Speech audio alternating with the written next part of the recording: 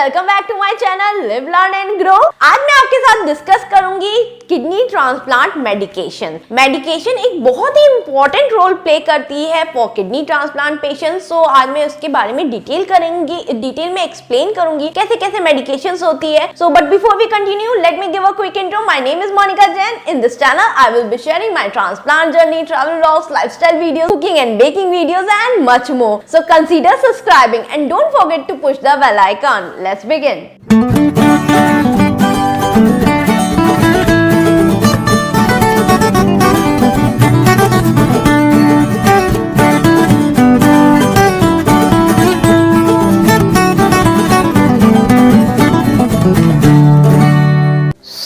Kidney transplant में जो एक अहम रोल प्ले करता है मेडिकेशंस में, that is immunosuppressive. Immunosuppressive means कि आपके इम्यून सिस्टम को स्लो डाउन करने के लिए मेडिसिन दी जाती हैं। सो मैं खुद एक ट्रांसप्लांट पेशेंट हूँ। सो फ्रॉम डे 1 मैं इम्यूनोसप्रेसिव पे हूँ, तो मुझे उसके डाउनफॉल्स और बाकी सब के बारे में थोड़ा एक्सपीरियंस हो गया है। सो हाँ, बहुत सारी दवाइयाँ स्टार्टिंग में मिलती हैं एंड कुछ दवाई है जो लाइफ लॉन्ग आपके साथ चलती है। पहली चीज जो मैं बोलना चाहूंगी कि जब आप किडनी ट्रांसप्लांट पेशेंट होते हो तो आपको अगर कोई भी प्रॉब्लम अदर होती है, लाइक कॉमन कोल्ड या स्टमक अपसेट या कुछ भी, तो you need time to heal. आपकी बॉडी को ट्रांसप्लांट के बाद टाइम लगता है हील करने में एज कंपेयर्स टू अदर्स। तो आपको पैनिक होने की जरूरत नहीं है, क्योंकि ट्रांसप्लांट के बाद थोड़ा टाइम ज्यादा लगता है आपकी बॉडी को हील करने में। सो ट्रांसप्लांट के बाद जब आपको इतनी सारी मेडिकेशंस मिलती हैं तो उसके साइड इफेक्ट्स होते ही होते हैं। So common side effects are weight gain और हेयर लॉस, या फिर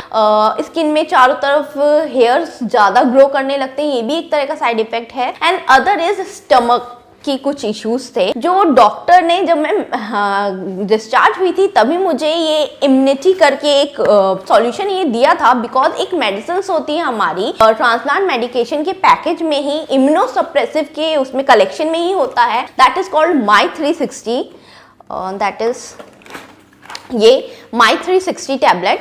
सो इस मेडिसिन की वजह से डॉक्टर ने बोला था बहुत लोगों को लूज मोशंस भी हो सकते हैं। सो फिंगर क्रॉस मुझे कुछ ऐसा इशू नहीं हुआ, मुझे लूज मोशंस नहीं हुए, पर इन केस इस मेडिसिन से स्टमक्स में लूज मोशन भी हो सकता है। तो ये मेरे को एक बार डॉक्टर ने बोला था, तो इसके लिए उन्होंने मुझे ये इम्यूनिटी का ये सॉल्यूशन दिया था, जो मैंने अभी भी अपने पास रखा है। तो मेरे को कभी ये बॉटल यूज में नहीं आई, बट हाँ कि मेरे को स्टमक क्लियर करने में टाइम लगता था आफ्टर ट्रांसप्लांट। लाइक मैं 1 गो में नहीं क्लियर होता था मेरा stomach, 3 to 4 times a day. मुझे स्टार्टिंग में तो 5 टाइम्स अ डे में मेरा स्टमक क्लियर होता था, बट लूज मोशंस नहीं हुए थे। तो ये भी एक तरह का साइड इफेक्ट है मेडिकेशंस का, जो मेडिसिन आपको मिलती हैं। सो मेडिकेशंस में super important thing is to eat.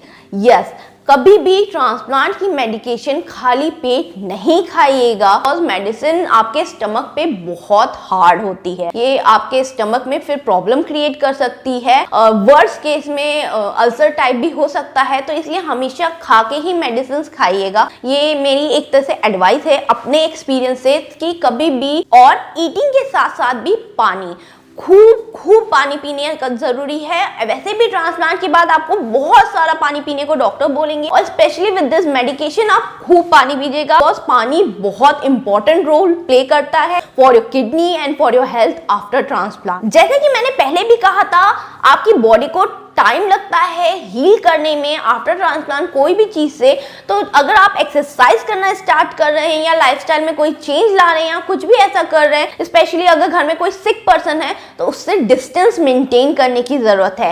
Exercise के टाइम आप अपनी बॉडी को बिल्कुल भी हर्ट नहीं होने देना चाहिए, बहुत इजी गोइंग एक्सरसाइज करनी चाहिए। एक्सरसाइज के टाइम एकदम ध्यान रखिएगा कि कहीं आप अपने आप को हर्ट ना कर ले, क्योंकि अगर आप अपने आप को हर्ट करेंगे तो it will take time to heal. So to start with कि मैं कैसे मेडिकेशन के साथ ऑर्गेनाइज रहती हूँ, तो सबसे पहले मैं 3 मंथ की मेडिसिन हमेशा एक साथ मंगा लेती हूँ। नॉर्मली 2 मंथ to 3 मंथ में ही डॉक्टर मेडिकेशन चेंज करते हैं। आफ्टर 1 ईयर ऑफ ट्रांसप्लांट, या you can say after 6 month और 1 year of transplant, frequently medication change नहीं होती है। तो आफ्टर 6 मंथ ही मैं हमेशा बल्क में मेडिसिन ऑर्डर करती थी, 2 मंथ और 3 मंथ की एक साथ। बट स्टार्टिंग में फ्रीक्वेंटली चेंज होती है, बट आफ्टर 6 मंथ मेडिकेशन बहुत धीरे धीरे फिर चेंज होती है। तो आप 2 मंथ और 3 मंथ की एक साथ ऑर्डर कर सकते हैं। ये मेरा एक ड्रॉर है जो मैंने निकाल लिया है अपने कबर्ड से। इसलिए ये इतनी सारी एक साथ मेडिकेशंस रखी हुई हैं। इसके अलावा मैंने एक मेडिसिन ऑर्गेनाइजर ऑर्डर किया था ऑनलाइन। मैं इसका, अगर आपको ये पसंद आएगा और आपको यही ऑर्डर करना हो तो मैं इसका लिंक डिस्क्रिप्शन में नीचे डाल दूंगी, तो आप वहां जाके चेक कर सकते हैं। अदरवाइज आप कोई भी मेडिसिन ऑर्गेनाइजर ले सकते हैं। मुझे ये पर्सनली बहुत पसंद था बिकॉज इसमें बहुत अच्छे से मेडिसिन ऑर्गेनाइज रहती है, स्पेशली जब हम ट्रेवल कर रहे होते हैं। ये इस तरह का बॉक्स आता है। ये इतना एकदम छोटा सा है मेडिसिन कंटेनर। इसमें मार्क किया हुआ है मंडे, ट्यूसडे, वेडनेसडे, थर्सडे, और एक आप नीचे से ऐसे निकाल सकते हैं बॉक्स। मैं एक निकाल के दिखा रही हूँ। और डे वाइज के साथ साथ इसके अंदर ये छोटे छोटे कंटेनर है। इस तरीके से ये छोटा छोटा कंटेनर है। मैं सारे कंटेनर खोल के दिखा दे रही हूँ। आप मेडिसिन को सेपरेटली रख सकते हैं। 1 2 3 4 है।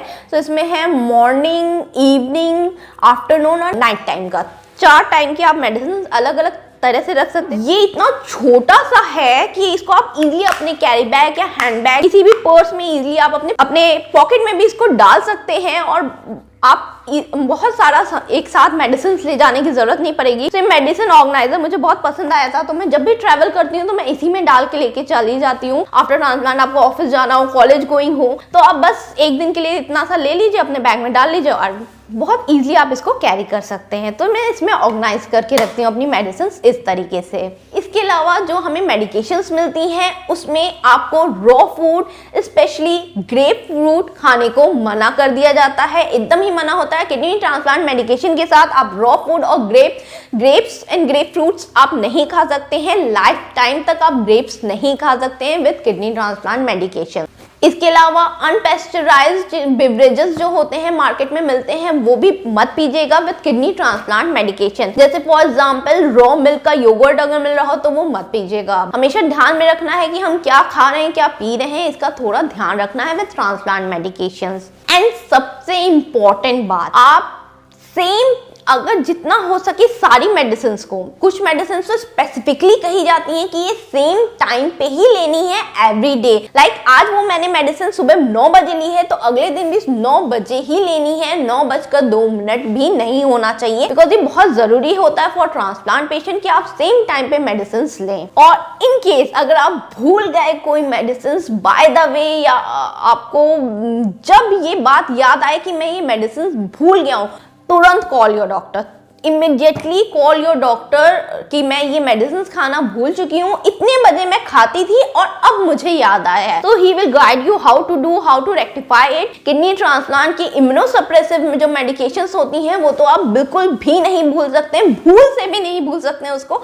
इसके लिए मैं क्या करती हूँ, मैंने फर्स्ट डे ही मैंने इसके लिए अलार्म सेट कर लिया था। इवन विद इन अगर 15 मिनट के बाद भी कोई मेडिसिन मैंने खानी है तो मैंने उसका भी अलार्म सेट कर लिया था। एंड वन मोर थिंग, मैंने एक छोटा सा बॉक्स बना लिया है ऐसे। इसमें हर मेडिसिन का एक एक स्ट्रिप मैंने डाल दिया है। तो पर डे बस इसमें जब ये कोई भी स्ट्रिप खत्म होती है तो इसमें से निकाल के मुझे इसमें डालना होता है। तो पर डे के लिए मैंने बस एक छोटू सा बॉक्स बना लिया है घर पे मेडिसिन खाने के लिए। और अब आते हैं थोड़ा सा डिटेल में, what are the transplant medication. First 7 days के बाद डिस्चार्ज हुई थी तो तब मुझे जो मेडिसिन मिली थी तो बहुत सारी थी एंड बहुत सारी मेडिसिन हट गई हैं इसमें से। तो जो इतनी सारी मेडिकेशन हैं, लेट मी काउंट, तो ऑलमोस्ट 16 मेडिसिन थी मेरी आफ्टर ट्रांसप्लांट। तो ये इतनी सारी मैंने जो मेन मेडिसिन हैं जो एकदम मेन ट्रांसप्लांट पेशेंट्स को दी जाती है वो मैं बता रही हूँ आपको। 3 इंपॉर्टेंट मेडिसिन हैं आफ्टर ट्रांसप्लांट की। सबसे फर्स्ट इज प्रेडिसोन, और सेकंड इज प्रोग्राफ, और थर्ड इज सेल्सेप। ये 3 बहुत इंपॉर्टेंट मेडिसिन हैं आफ्टर ट्रांसप्लांट की। तो मैं इसी के बारे में आपको बताऊंगी। तो प्रेडिसोन क्या होती है मैं दिखा देती हूँ।